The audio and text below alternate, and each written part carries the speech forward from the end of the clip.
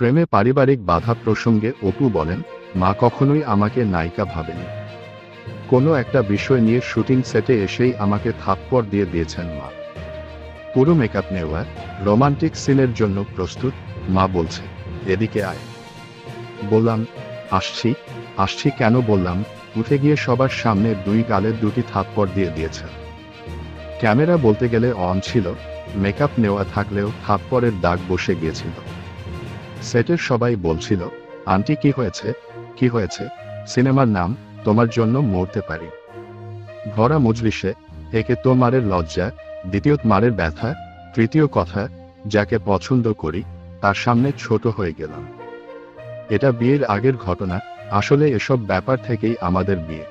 অপু আরও বলেন, মা যখন এমন বাধা দিচ্ছিল, তখন শাকিব খান থাকতো মগবাজারের একটি ডুপ্লেক্স বাসায়। ওখানে গিয়েছিলাম, তখন আমার শাশুড়ি ছিলেন, আমি আন্টি ডাকি। তিনি জিজ্ঞেস করলেন, আমি কি খেতে পছন্দ করি? আমি তো বরাবরই ইলিশ মাছ খেতে খুব পছন্দ করি। আমার মাকে বলেছিলাম, আমি শপিংয়ে যাচ্ছি। শাকিবের বাসায় যাওয়ার পর আন্টি আমাকে ইলিশ মাছ খাইয়েছেন। সঙ্গে ছিলেন আমার উকিল বাবা মামুন ভাই।